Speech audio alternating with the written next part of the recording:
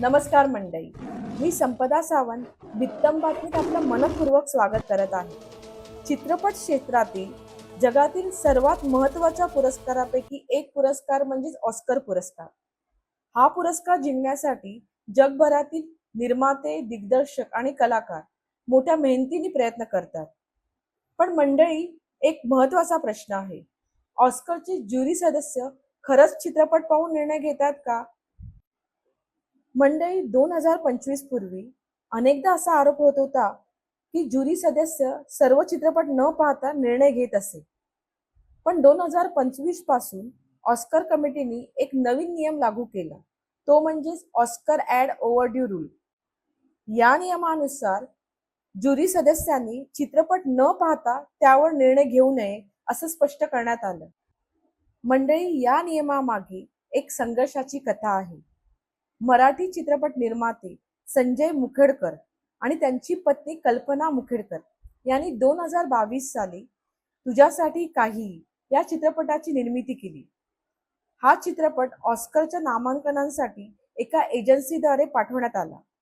मात्र त्यांना असे लक्षात आले की ज्युरी सदस्य चित्रपट न पाहता तो नाकारत आहेत. त्यानंतर त्यांनी थेट अमेरिकेच्या कोर्टात केस दाखल केली. त्यांच्या या संपूर्ण लढ्यामुळे ऑस्करने एक नवीन नियम लागू केला असा त्यांचा दावा आहे. आज आपण या ऐतिहासिक प्रवासाबद्दल सविस्तर जाणून घेऊया. आपल्यासोबत आहेत संजय मुखेडकर आणि त्यांची पत्नी कल्पना मुखेडकर. चला तर आपण त्यांच्याशी संवाद साधूया. संजय माधवराव गायकवाड मुखेडकर, संकल्प कर्मणे चित्रनिर्मित हा पहिलाच आमचा मराठी चित्रपट. तुझ्यासाठी काही, एनिथिंग फॉर यू, देशासाठी काही, तिरंग्यासाठी काही असा चित्रपट आम्ही निर्माण केला. बाकीचे इंट्रोडक्शन मॅडमने दिलेलेच आहे. हा चित्रपट आम्ही ऑस्कर अवॉर्डला पाठवल्यानंतर आम्हाला पुढच्या फेरीसाठी तो चित्रपट पाहिल्याच जात नव्हता. हे जेव्हा आमच्या निदर्शनास आलं त्याच वेळेस आम्हाला लक्षात आलं की बाबा आमच्यावर कुठेतरी अन्याय होत आहे. मग आम्हाला जी ती एजन्सीद्वारे ऑस्कर अवॉर्डने निर्मिलेल्या एजन्सी जी आहे, एजन्सीद्वारे आमच्या चित्रपटाचं रोजचं आम्हाला मूल्यांकन कळत होतं. 6,000 ज्युरीकडे आमचा चित्रपट गेला होता, त्यांचं काम केलं होतं. पण डेलीच्या रिपोर्टनुसार तो चित्रपट ओपनच केला जात नव्हता, पाहतच नव्हते. हा सुद्धा मला रिपोर्ट येत होता. त्यावेळेस आम्ही त्यांच्या थ्रू आमची जी ऑस्कर अवॉर्डची कमिटी आहे त्यांची काही मेल्स होती, त्यांना मी रोज मेल्स करायचो. आमचा चित्रपट पाहायला तुमच्या मेंबर्सना सांगा, ते म्हणायचे आम्ही त्यांना सांगू थोडे दिवस थांबा, पाहतील असंच आन्सर येत होतं.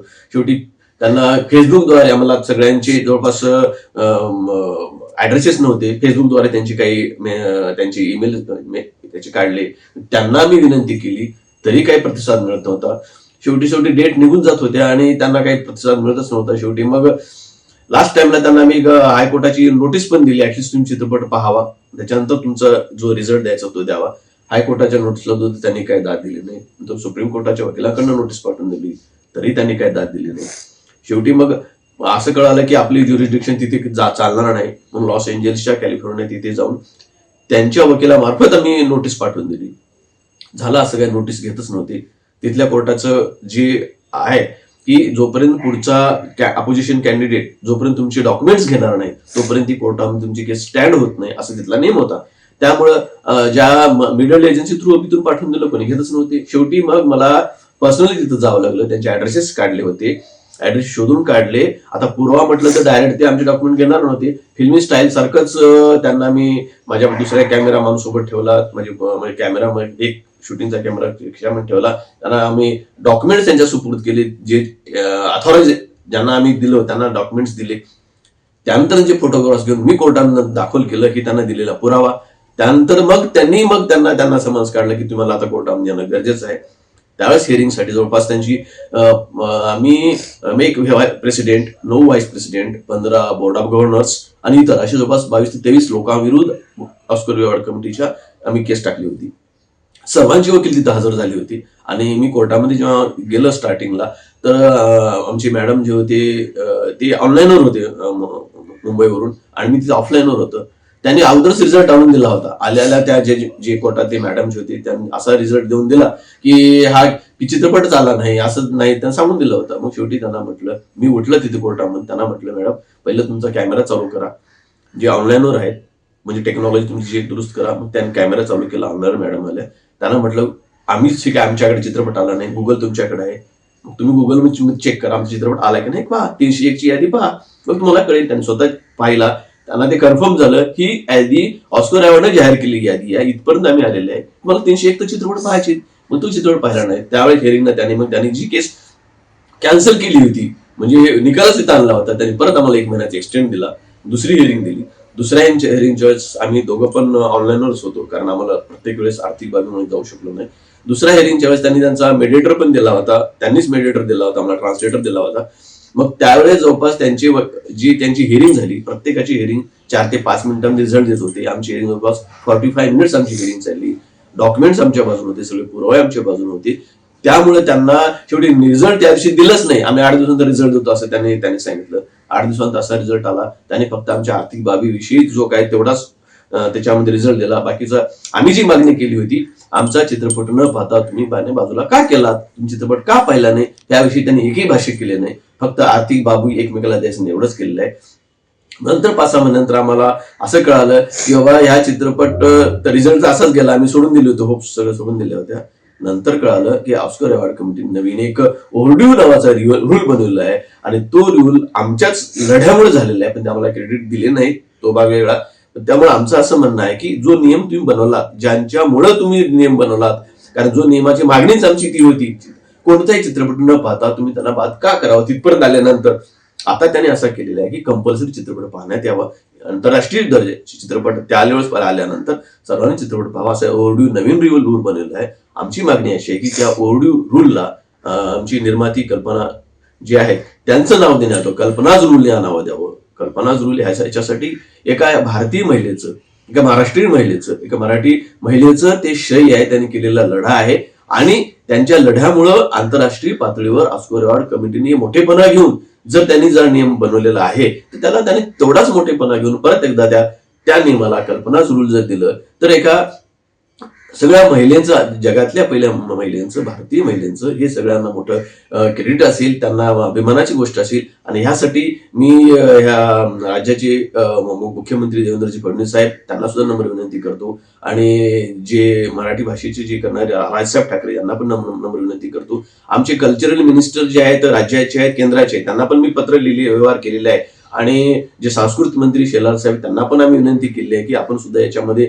असं जर ऑस्कर अवॉर्ड कमिटीला जर आपण जर नम्र निवेदन केलं, जेव्हा ह्यालाच तुम्ही कल्पना जुळल्या नियमान देवा. आम्ही त्यांना फोर्स नाही करू शकतो, विनंतीच करू शकतो जर त्यांनी केलं, आणि सरकारी माध्यमामधून तिथपर्यंत जर गेलेले आहे.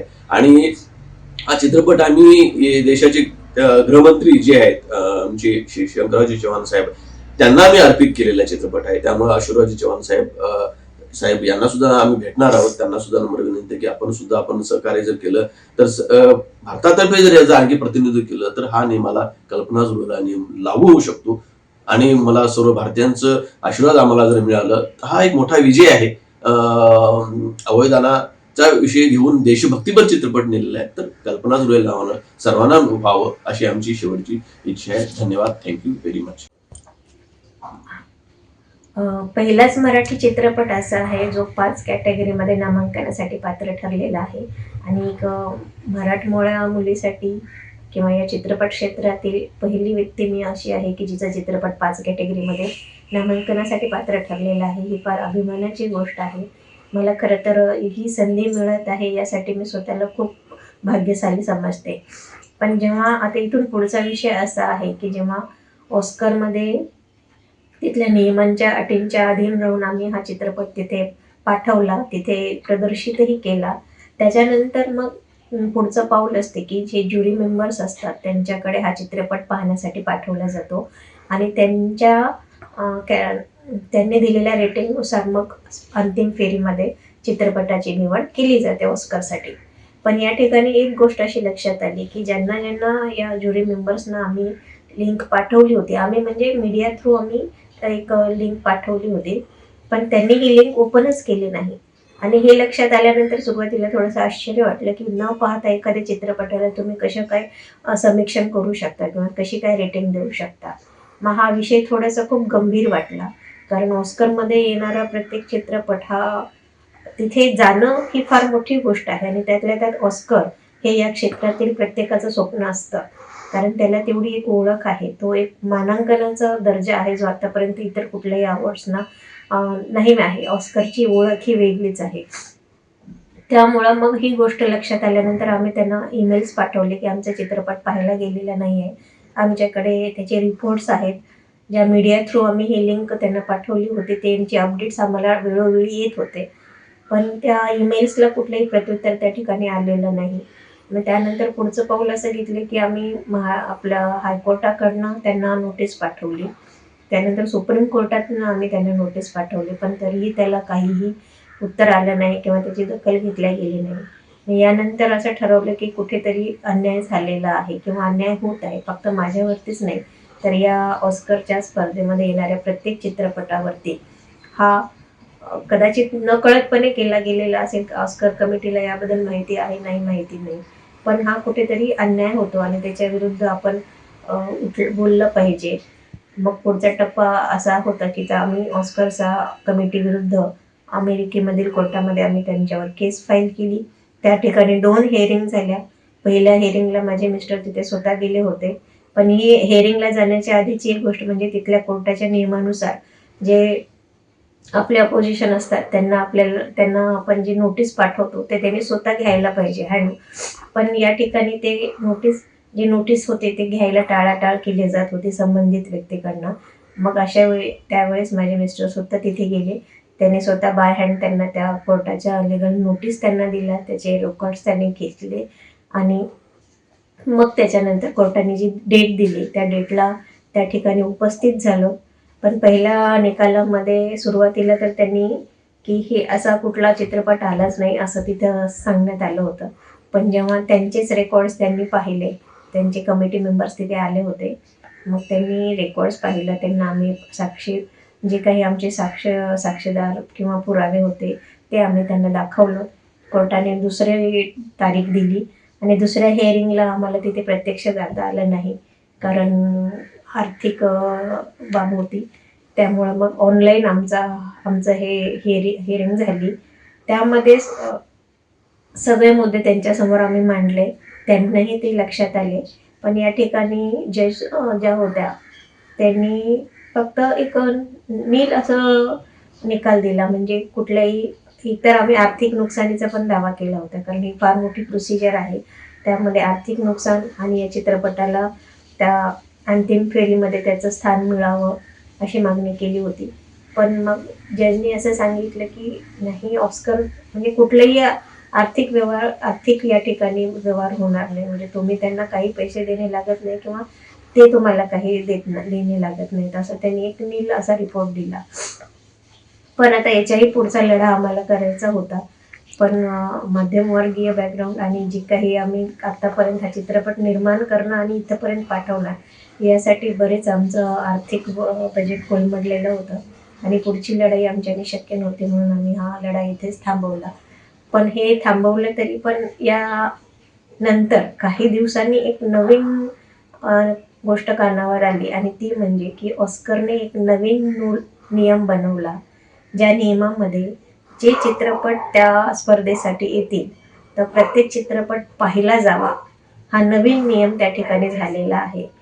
आणि मग तिथे आमचे जे मीडिएटर होते त्यांनी आम्हाला फोन करून सांगितलं की तुम्ही ही ऐकलंय का, असा नियम बनवलेला आहे. मग आमचं तर कसं आम्ही लढा थांबवलेलाच होता त्यामुळं. पण तेव्हा त्यांनी जे सांगितलं तेव्हा लक्षात आलं की बाबा ही जी या नियम बदलण्याची जी पार्श्वभूमी आहे तो आमचा दिलेला लढा आहे, त्यासाठी कारणीभूत आहे.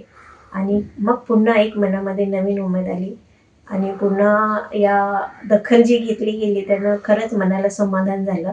मला श्रेय घ्यायचं नाही आहे, पण खरं तर ही फार मोठी गोष्ट आहे. मी यासाठी खरं तर ऑस्करचे मी मनापासून आभार मानते, कारण एखादी चूक निदर्शनास आल्याच्या नंतर ती चूक सुधारणे किंवा त्याच्यामध्ये नवीन नियम बनवणे ही फार मोठी गोष्ट आहे. मुळात कधी आपण एखादी जर चूक दाखवत असू तर ती ॲक्सेप्ट कोणी करत नाही.